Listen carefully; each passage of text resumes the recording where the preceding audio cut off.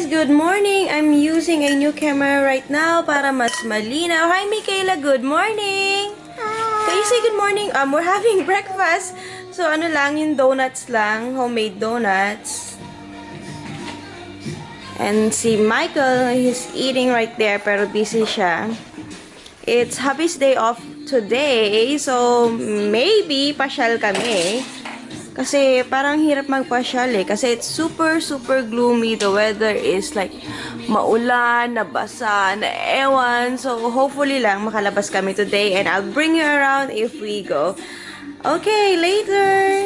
Hey guys, welcome back to my video. Thank you sa mga new subscribers and sa mga nagme-message and sa mga nagko-comment po sa aking videos. Thank you po sa lahat.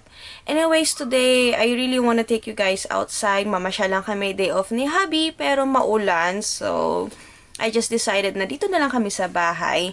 And I'm just gonna film a video for you guys. And actually, ito rin yung isa sa mga favorite ko na panoorin sa YouTube. Kaya gusto ko rin i-share kung ano yun naman yung nagwo-work sa akin.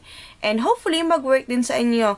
So, hope you guys like it and continue watching. Okay guys, so, etong mga whitening soaps na ipapakita ko, this is just random top 5, okay?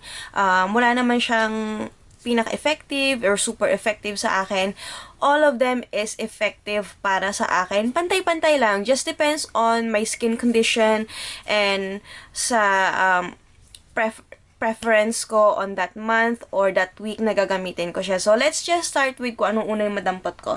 Let's start with Glutamax. Tining!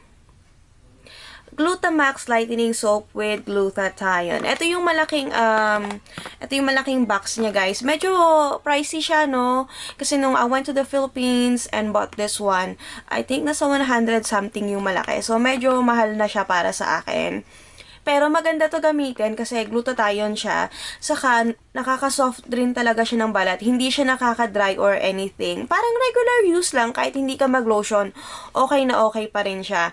The only thing na na-notice ko talaga dito and a big difference compared sa mga ibang soap is yung after whitening effect niya. Meron siya kasing ingredient na babasahin ko lang guys ha.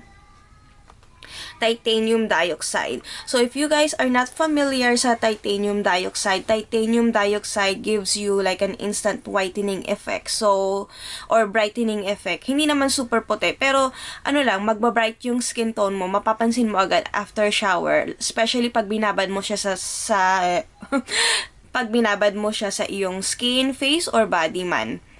So, eto rin talaga yung mga favorite ko. Kasi, diba, minsan parang you feel like super haggard ng iyong, ng skin mo. So, gusto mo lang magpa-brighten up. So, eto, gustong-gusto ko siya for that. And, ano ba? Puting-puti siya. Kalahati na nga lang yung laman nito. Kasi, hinahati ko siya, oh. So, you guys can see, it's white. And, ganito yung itsura niya. Hinati-hati ko kasi minsan hindi ko naman talaga siya nagagamit kasi I will switch to another soap. So, ganito lang siya, hinahati ko siya para I'll try another soap, okay? Next is Olay Bar. Olay Bar Whitening Soap. Actually, galing din to ng Philippines. All of these products, pasensya na guys ha, kasi sama na pakaramdam ko eh. All of these products available naman to sa drugstores, sa Philippines, and also here you can order them sa Amazon or eBay. So, hindi lang to limited yung kanyang accessibility. It's also internationally available. So, you guys, if you guys are watching this, and you guys are here in the States, you guys can purchase this at Amazon.com or eBay.com. Just, do your research. Anyways, this one is Olay. Maganda to guys sa mga sa mga newbies, yung mga parang mga teenagers, yung mga hindi pa masyadong sanay sa mga very harsh na products and you wanna use this for like mag-lighten yung skin mo nang hindi masyadong harsh, na hindi masyadong nakaka-dry. Kasi, ang napansin ko dito nung ginamit ko, siya, very soft. Parang regular family soap lang siya. Kasi, ang bango niya, super bango nito. Pero, meron din siyang, whitening effect. mababasa nyo sa likod niya, meron siyang titanium dioxide din. Napakita ko lang. I don't know kung mag-focus eh. Ayan. Pero may nakalagay dyan na, titanium dioxide. So, meron din siyang instant brightening effect. Meron neto yung commercial neto, di ba nakita nyo na parang after use, meron na siya agad whitening effect. So, na-try ko to. Super ganda. Nung nasa Philippines ako, I was using this. Sobra ko siya nagustuhan. So, nag-uwi ako dito. Effective din siya mag-whitening kasi glutathione din to eh. Natural skin white. With rose and milk. Yun pala. With rose and milk siya. And actually, nakalagay din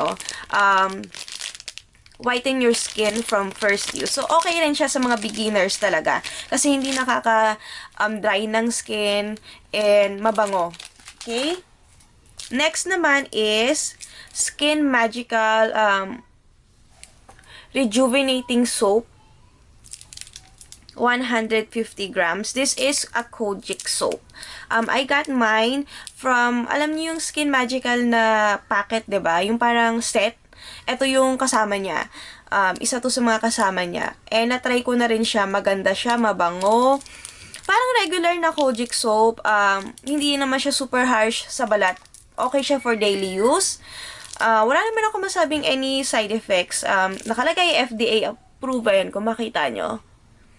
FDA approved. So, okay siya. Okay siya gamitin.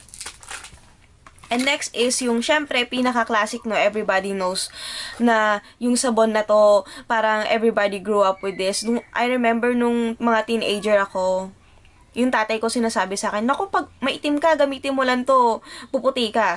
So, eto yon Likas Papaya. Diba?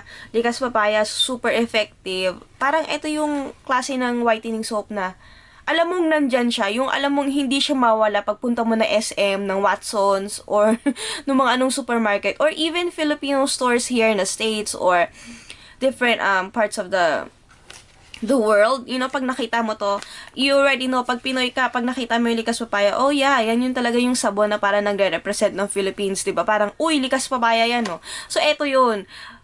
Effective talaga siya, pero parang medyo nag-change yung formulation niya. I don't know, maybe sa akin lang, pero parang napansin ko medyo nag-change yung formulation niya.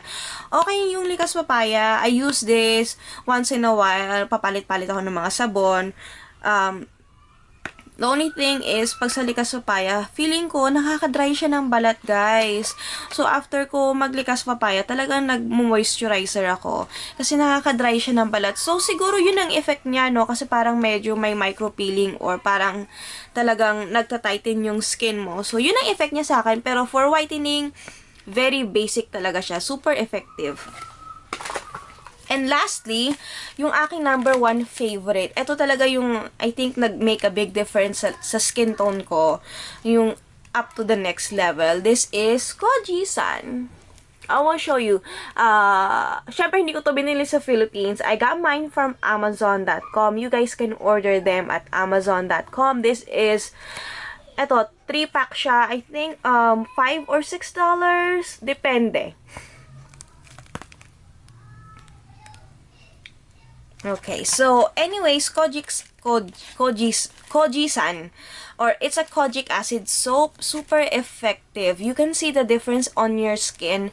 Nung una-una ko siyang ginamit, 1 week pa lang, napansin ko na, uy, wow, grabe, super talaga nag-brighten yung skin ko, super nag-tighten. Hindi siya drying. I don't know, some people sabi nila nagma-micropeel daw. Pero sa akin hindi eh. Hindi siya nag-micropeel. Parang normal lang, pero super ganda nung balat ko. Kasi pagkatapos ko maligo, I see it na parang wow, nag-glow agad yung balat ko. Pero wala siyang titanium dioxide. I don't think so. Yeah, it doesn't have titanium dioxide. Wala siyang brightening effect, wala siyang whitening effect right after use. Pero napansin ko na nag-glow agad yung balat ko after ko gamitin siya. And within 1 week, ang ganda na talaga ng balat ko. And up to now, ito talaga yung ginagamit ko. I stay with this throughout the few months that I've been using it. And kaka-order ko nga lang nito, kakadating niya lang kahapon from Amazon. And super, super effective siya, guys.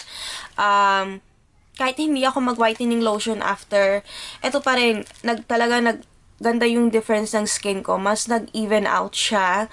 Mas nagpantay-pantay. Yung mga bumps and yung mga parang medyo parang, ano ba yun? Rough na patches sa balat. Natanggal with this one. Tapos, I put it sa face ko. Binababad ko siya. I will make coffee in the morning and then bababad ko lang siya sa face ko. And then, after nun, hilamusan ko na. And also, I do the same thing pa nagsha-shower ako. Bababad ko siya mga 3 to 5 minutes. Parang akong timang nagka-count ako. Nagka-count ako sa shower ng mga 60 seconds and another 60 seconds. Basta, you guys can see the difference talaga sa Kojic soap or sa Kojisan pag binabad nyo sa skin mo. Kasi, mas maganda na ibabad mo siya sa skin and also do a exfoliation every day. Kahit lufa, kahit bimpo lang, or kahit any scrub muna kayo and then Kojic soap and then ibabad yun ng mga few minutes and you will see a big difference on your skin. You guys, try nyo to. Walang side effects. Very natural and super bango. Ang medyo lang side effect. Ano ba yun? Yung medyo pros and cons niya. Yung cons niya is, mabilis siyang matunaw. So, medyo kailangan mag-ingat kayo. Ay, yung voice ko na. Again, hindi talaga kinaya ng boses ko. Sama talaga ng pakiramdam ko. So, anyways, gusto ko lang i-continue. Yung Kojic soap, wala siyang side effect. Sa skin wala siyang side effect for me kasi hindi nag-dry yung skin ko, hindi nag-micropeel. Kasi every time naman na mag-shower ako, after ko mag-shower, naglo-lotion rin ako right away. So, hindi ko mapansin or hindi ko masabi if talaga nagpipil yung skin. Sa ibang videos na panood ko na meron daw micro-peeling effect, but that's on them. Okay, guys? Madali lang siya matunaw. Yun lang yung niya, yun yung hindi maganda sa kanya. Madali siya matunaw kasi medyo soft siya eh. So, pag nabasa ng water, parang nagme-melt agad siya. Pero mabula siya. Pero ingatan nyo lang na itabi nyo lang siya sa yung mangkok, yung bath soap na dish para hindi lang siya matunaw and iwasan nyo lang na mabasa ng tubig para magtagal siya. What I do is, katulad neto, open ko lang hinahati ko siya. Like this one. You guys can see, hinati ko siya para hindi masyadong magastos. Sa kapag natunaw, hindi sabay-sabay lahat siyang matunaw. So, that works for me and hopefully guys, magustuhan nyo yung mga soap na ni-review ko.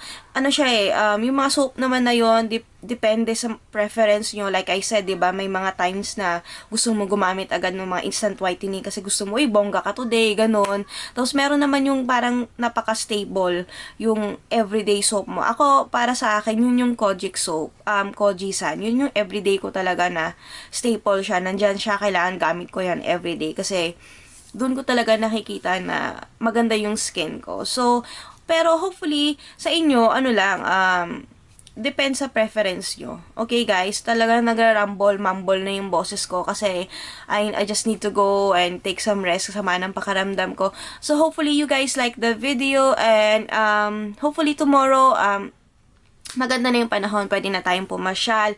I'll take you guys with us and see places. Okay? Thank you sa mga nag-subscribe and sa mga nagko-comments. Thank you talaga, guys. I've already reached 100 sabi. So, keep up the good work. I will do more video, guys. Thank you! See you next time!